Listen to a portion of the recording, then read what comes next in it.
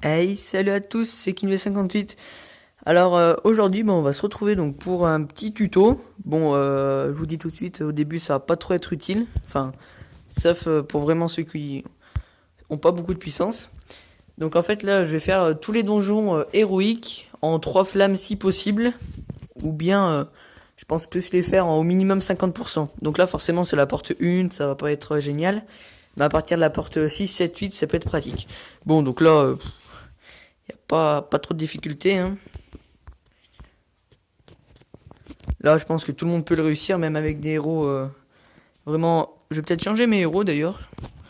Dites-le moi si vous voulez que je change les héros, parce que là, c'est vrai que. Tiens, je vais peut-être pas mettre mes meilleurs. Hop, je vais prendre des héros un petit peu moins forts. Au moins pour la porte 1. Hop, là, je vais prendre que des héros non évolués, donc ce que tout le monde peut avoir. Hop, donc ils sont pas forcément très très puissants. Ceux qui sont pas évolués.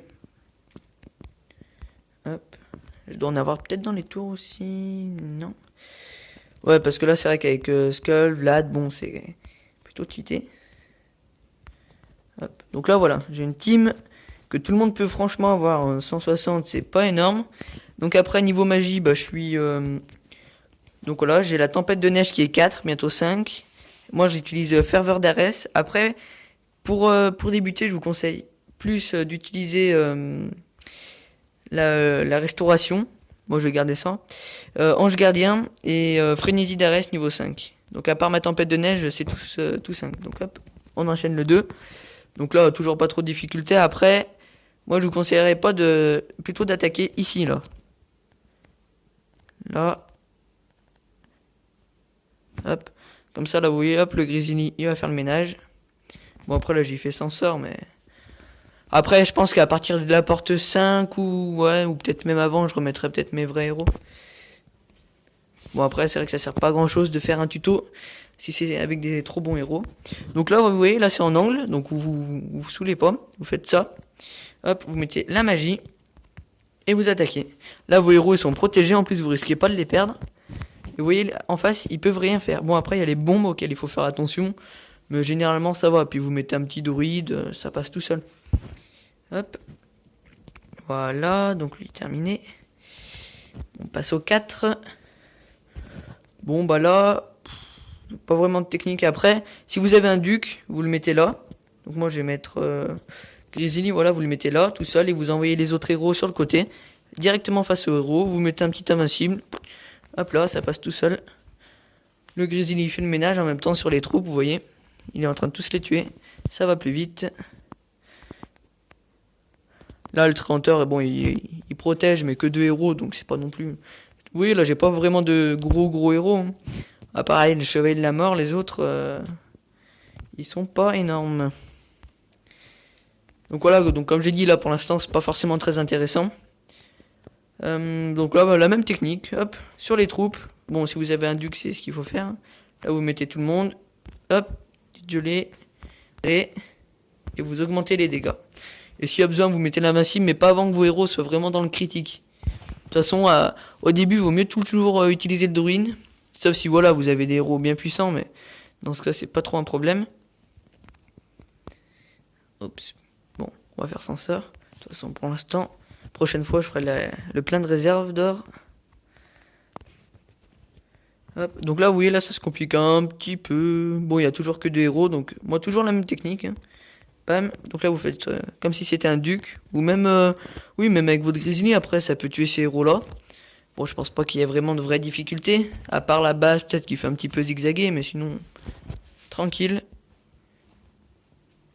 Donc je pense que je vais en sortir, je sais pas, peut-être toutes les 2 jours ou une par jour. C'est vrai que les plus intéressantes, ce sera celle sur la fin. Bon, après, vous allez voir, ça va rapidement se compliquer quand même. Que là, bon, il n'y a pas trop de héros, voilà. Mais après, même moi, je les ai pas tous en 3 flammes, les derniers. Hop, non, pas celui-là.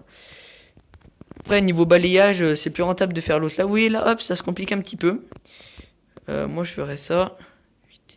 Comme ça, là, vous voyez, le Grizzly, hop, il va tuer un petit peu tout le monde. Vous tuez les troupes. C'est vrai que le Grizzly, il attaque en priorité les troupes, il me semble. On va voir. Là, ouais, il a tué les troupes. Là vous voyez, là, il y a bam, plein de bombes qui se sont déclenchées.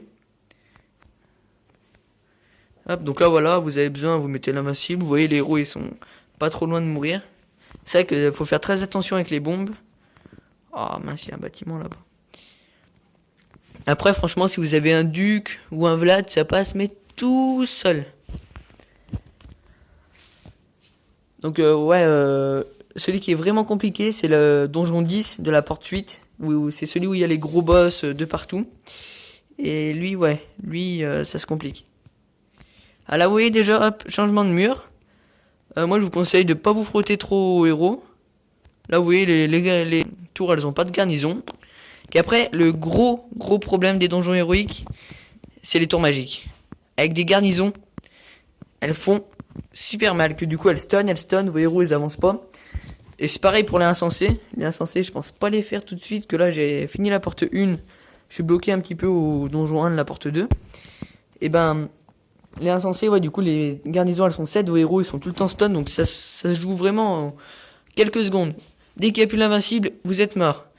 Je donne un exemple, hein, mon Vlad qui est quand même plutôt bon, il faisait du 170 000 de dégâts avec tous les boosts du duc. Les héros, rien. Le destructeur, il a perdu un cinquième de sa vie, même pas.